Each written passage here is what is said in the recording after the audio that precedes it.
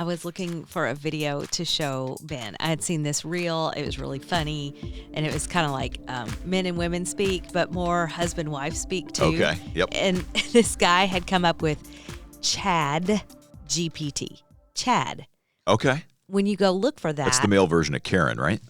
I don't know about that as much as, is it? Is that right? I think so. Chad is the male version? I think so. Did you learn that on the internet? Well, I've just heard that name used in kind of that semi-derogatory male way, in the same way that Karen is used for the female. Yeah. So I'm not 100% sure on that, but I think so. I'm usually 10 years behind the trend, so you're probably right on it. It took me forever to understand Karen, so. Okay. Okay, maybe that's hyperbole. But I was looking for this because I thought it was really funny. He was talking about how his wife sent him this text. She'd gone to Costco, and it was this whole litany of things that she was sharing with him. And he said that before it got to him, it went through Chad GPT. Okay. And basically, he received the text that said, I found a sweater. But it was, I went to Costco for 2 things. I read, but I saw a sweater, all the things. Yeah. It ended up with a new best friend and shepherd's pie. That kind of length. Yep. So then he said he wanted to send a response back, and it was basically okay. But it translated through Chad GPT and came through, oh, how cool. I can't wait to see your sweater. And you met a new friend. That's pretty cool, too. And did it, all the things. And I just thought that was hilarious. So I was trying to look it up to show Ben. And I realized that, number one, if you put in Chad GPT, Google just thinks that you are misspelling chat. Yeah. So I could not find it again. And then that there's a lot of stuff out there. Oh, yeah. I try to stay unaware. I do that on purpose, You honestly. like to live a sheltered life? It's little not sheltered? that as No? much. Yeah, okay, yes, that is definitely part of it. It's also, my brain needs no more distraction than it already has. Yeah. That's for real. I can't believe how much is out there. And so I've been noodling through it. I know it wasn't all that long ago we talked about thinking more deeply. And I was listening to that show, and I got so tickled because you were doing your best to keep us on task to talk about thinking deeply. And I was doing my best to not chase a squirrel all the way up the tree, but I was thinking about more keeping your brain engaged. That's different than thinking deeply. Sure. Oh, very much so. Because we can engage our brains in super distracting ways. Yes. Like, to think deeply, at least for me, to think deeply, there's a ton of concentration. Sometimes I need to set aside distraction, might need quiet, all of those things. But in this world where there's constant stimuli, where distraction is like right there, it's at your fingertips, on your phone, on every screen in front of you, like that all can engage my brain. But it's like junk. It's right. like the constant, when I feed my kids sugar and more sugar and more sugar and more sugar, there's like this overload. Yes. Right. Same thing if we let them watch screens too much or whatever. There's just that constant stimuli, and the ability to think deeply kind of goes. Sure. I think I wrestle with the same kind of thing with tech, with all the screens and whatever. I can keep my brain stimulated, but it doesn't mean I'm thinking deeply. Oh, no. And in that conversation, I was just trying to think how to engage your brain outside of tech. Not even thinking deeply, but just re-exercising it. So that show got me to thinking about, okay, what all the stimuli are out there. And like I said, I on purpose, I have 3 social media apps, but I only use one of them. The other 2 are just necessary for Dawn and Steve Plus. And then I have no games on my phone because I know that's just going to take me down a path that I don't have time to waste for me. And I don't typically get on videos because I guess I think one just leads to the other. So I'm one of those that if I happen to be on Facebook and the 5 reels come across the middle, if it's a dog or a baby, I will probably watch it. You're watching it? Yes. And after I'm done with those 5, I just move on. I was looking for that Chat GPT to show Ben. And when you look for something, I know, don't laugh, but when you look for something online and you see everything that's available, I always wonder, like if you're in the doctor's office, you're in the grocery store and somebody's just completely intent on their phone, what are they scrolling? So in my mind, I'm thinking, well, Facebook and Instagram can't be that holding, right? Maybe it can. For some people. Maybe it can.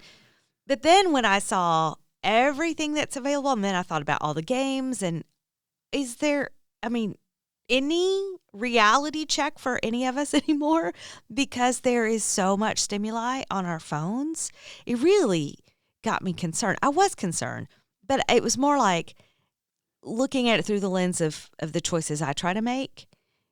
And then I realized that I look at my younger generation kids and think, oh dear. On it all the time, right? Fairly often. It depends on which kid. Sure. 1 or 2 more than others. But man, oh man. Are we concerned? I think is my question. Like you can look at other people and you can look at your own life and you can come up with maybe some thoughts and what should or shouldn't be done. But shoulds and shouldn'ts don't seem to communicate anymore. No. My question then is, do we care? Do we realize what it's doing to our brains? That right there. Right there. Yeah. Do we realize what it's doing? And I would offer usually not. I think that for some of us, we are kind of aware. Mm-hmm. But we don't want to think about it. I don't want to think about what it really might be doing to my brain and how much time I really might be wasting. Mm-hmm. Because if I knew, then I might have to do something about it. Then I'm kind of accountable. And I don't want to be accountable about that. Anything. I've spent years wanting no accountability because I thought I was giving myself checks and balances enough. I know that's sinful. I know it's prideful. I know I didn't think it was, but the more the Lord is teaching me to rely on Him and to be in relationship with others, I realize that was pride. Sure. I was trying my best to let the Lord hold me accountable, which is not a bad thing. Yeah. He will. His Spirit will do that. But I really didn't want input from other people because that's an extra layer of accountability. And, we chafe under that, don't we? We do. We don't like that. No. I was just having a conversation not that long ago with a family member, and we were talking about kind of a hard subject and asked a question, well, why would you not want to go ahead and do this? Mm-hmm. And the honest answer was, I don't want the accountability if I were to go ahead and make that decision. Wow. I understand the potential pros versus the cons of making that decision. But if I do that, with the positive comes accountability. It's true. And I don't know that I want that at this stage of life. I'm like, oh, man. I appreciated the honesty. Oh, yeah. Right? But at the same time, first step, like, right? Wow, that's, some self-awareness in some ways. And just the reminder that, we chafe under that.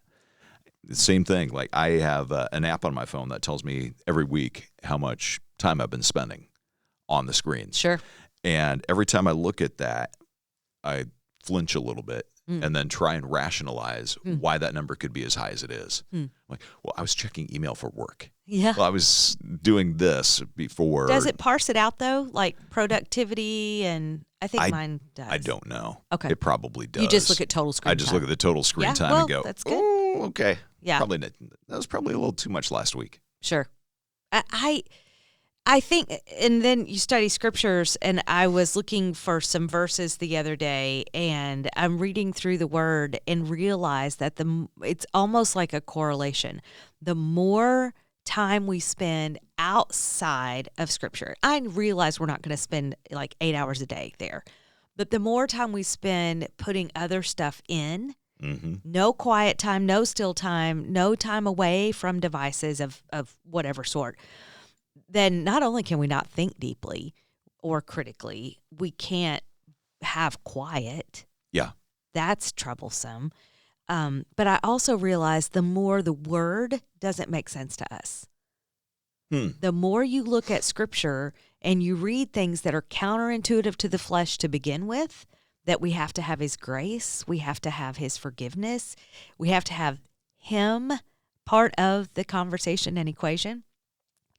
You keep that out for a while and you look at some verses and you go, Lord, why does that not make as deep, rich sense to me as it did 6 months ago? Yeah. Why does that not just resonate through my soul like it used to? For me, the resonating thing is even stronger than the comprehension thing, because the more time I spend away from the word and out of it, I feel like the less sensitive my heart is to it. Yeah. Right. And so when I've been in the word regularly and, in Christian community and talking about that, and then the word seems to do its work much more effectively. It sure does. It sure does. And as I was thinking about, okay, Lord, how do we come back to you? How do we get back to where the word will resonate through us? One, we have to ask Him. Yep. The power of the Holy Spirit, He will do the work. And then that setting aside time. And to never sound like a broken record, but if we don't come back to this conversation because we steer clear of it so well. I was even this morning in the Word and thinking about what Paul said in Romans 7 about, why do I do the things I don't want to do and don't do the things I want to do? What is that? And then if you back up to Romans 6, he's saying, do we go on sinning so that grace may abound just because we're not under the law anymore? And, of course, his response was, God forbid. Right.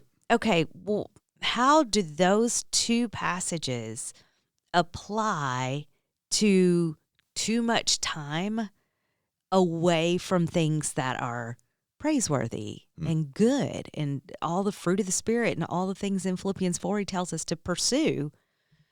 But we don't. We go, like you said, I just want to justify it. Sure. I want to justify why I watch, how many hours I spend on my phone, gaming, whatever it is. Yeah.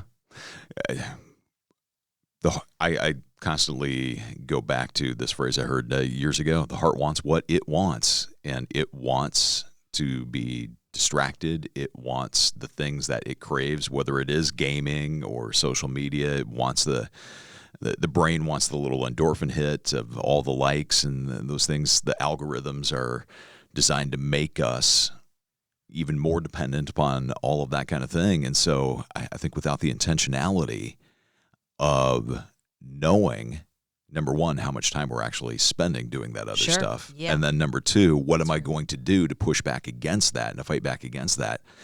We're just going to keep going deeper and deeper down that rabbit hole. And so, yeah, I have found that I have to carve out time, almost in a sense, put it on the calendar. Like an appointment. Like make it an appointment every day at this time.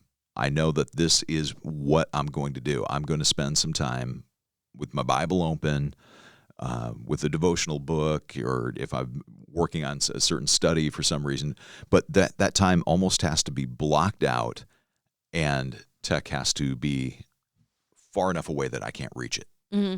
Because if it's within arm's reach, and all of a sudden out of the corner of my eye, I see the little light on the screen of the phone, kind of notification. Right? The notifications. Next thing you know, I'm like, I wonder what that is. Mm-hmm. Is that? Do I need to respond to something? Is that somebody who needs to get a hold of me? Is that, or what am I missing out on right now? So that's got to be almost not only out of reach, but even out of sight.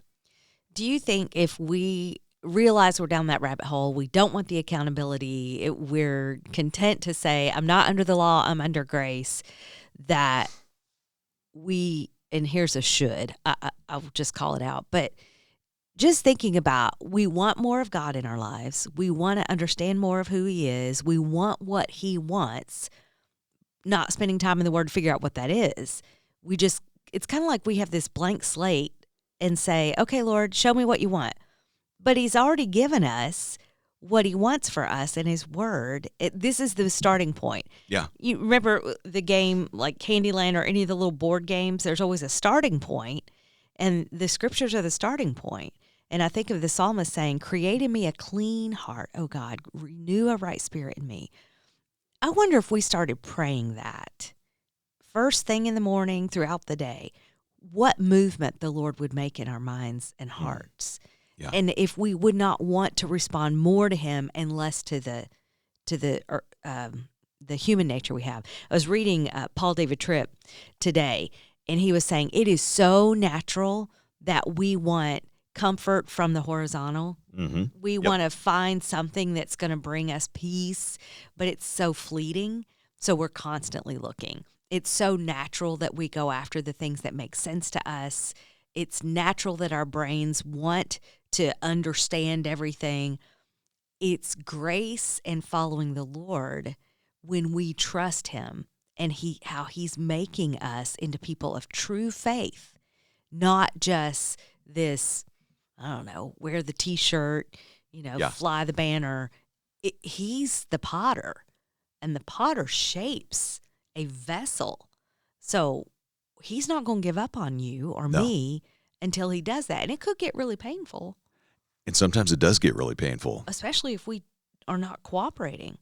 Just yesterday I was at lunch with a friend, and, we were talking about James chapter 1 and consider it pure joy when you face trials of various kinds because of what that will ultimately lead to. The endurance, the perseverance, the character development. It is the tests and the trials and the challenges where God, I believe, does most of his refining work. Mm-hmm. When we're on the mountaintop, when life is going smooth, I've found, at least personally, there's usually not tons of growth. Sure. Character development. Yeah. I just enjoy the ride. But enjoying the season. Can we this stay is great. here? Please? Lord, thank you. This is fantastic. Yes. I love being here right now. Yes. But those times where I have learned more of who he is, his nature, his character, what it looks like to walk with him, what it looks like to recognize that he is worthy even when life hurts, and all that. That's all come through the hard seasons. It's all come through the trials. Just this past year, I've realized, too, when those trials and hard seasons come, there's something about how he opens our hearts and minds to his word, how it goes from almost I've never been to Israel, but this is what I hear about that trip. The word comes alive in Technicolor. You understand more where Jesus walked and what was going on, and otherwise it's kind of 2D, but it becomes 4D. Yeah. That, to me, has been this past year when the trials have come. The music that I know so well, because I've listened to it over and over again, all of a sudden just saturates your soul. The words, where they come alive, and it goes from a 2D to a 4D. And it's not that you weren't walking with him or you weren't listening, but there's just something that he, through his spirit, ignites to where you realize, okay, Lord, this is what you mean. Yeah. I think there's something about when we go through the trials that if we really are his, we long to be connected with him. Yeah. I think of raising kids, and when your kids hurt, what did they do? Mm-hmm. They wanted mom, they wanted dad. Yep. They wanted the hug. They wanted the reassurance. They wanted to know that they were loved. They wanted to know that they were going to be safe and protected. And so when we go through those hard things in life, I think of my kids and how they respond to Susie and I. Mm-hmm. I'm like, that's kind of what I do with God. Yeah. It's like, okay, Dad, I need your help. I need to know that you're there. I need to know that you're not forgotten me. Like, I know you said you'll never leave me or forsake me. We're checking in. That's still true, right? You're there. Right. You're providing that source of comfort and encouragement and strength. And so, for me, that's been this kind of vivid picture of why I tend to, in those seasons of trials, just long for the word more and want to spend time with him more. It's because I know that he is a good father and I need to be with him in that hard time. when we realize that the hard times are in our lives and maybe we don't want to turn to the Lord, I think one of the first questions we need to ask is, do I know him? Do I really have that relationship with him? Because the most critical decision we'll ever make in our entire lives is following Jesus or not. Yeah. And following Jesus is a surrender. It is something that we die to self, and that's a moment by moment. Like I wish it was a one and done. I really do. I'm not a fan of one and done in college basketball. Yeah.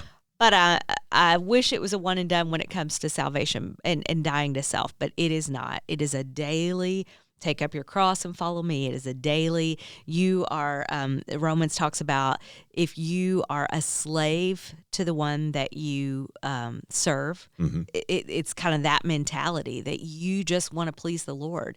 And it's because he has such goodness for us. He is the ultimate kind master. Yeah. If you want to look at it in a way that's kind of a strong symbolism. And that goodness and that kindness starts at the cross of Calvary and realizing that Jesus died for our sins and that he was buried, and 3 days later he rose again. So that decision is critically important in how we embrace what he's given us as truth. And I know there's a website, there's a phone number that you can engage with, because just this little bit is enough to get you started on the questions, but there's so much more. There is so much more, and people who are ready to talk with you, talk about what it means to know Jesus and to be right with him. The number to call is 888-NEED-HIM, or if you'd rather, you can just go to the website. It's needhim.org. That's needhim.org, and we can put the link in the show notes as well. But man, we all need Jesus. Some of us recognize that pretty quickly and know that. Some of us may wrestle with that for a time or for a season, but ultimately we're created to have a relationship with him. And so he invites us to come to him. And if you've never done that before, I want to encourage you to go check out needhim.org or call 888-NEED-HIM. Thanks so much for being here today. Oh, how we love our times together. Thanks for being our +1 on Dawn and Steve Plus. And you can also connect with us and keep up with all of the episodes if you'll subscribe and like. And we would even appreciate it if you share.